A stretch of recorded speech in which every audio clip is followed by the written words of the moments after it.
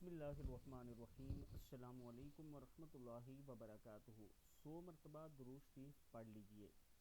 بہتر یہ ہے کہ پڑھا جانے والا درود پاک درود ابراہیمی ہو جو نماز میں پڑھا جاتا ہے، لیکن اگر یہ مختصر درود شریف پڑھتے ہیں تو پھر یہ والا پڑھ لیں، اس کا بھی آپ کو بہت زیادہ فائدہ ہوگا۔ یہ مختصر درود شریف ہے۔ بسم اللہ الرحمن الرحیم، اللہم صلی علی محمد النبی الامی بعدد کل معلوم لک عدد الشفع والوتر۔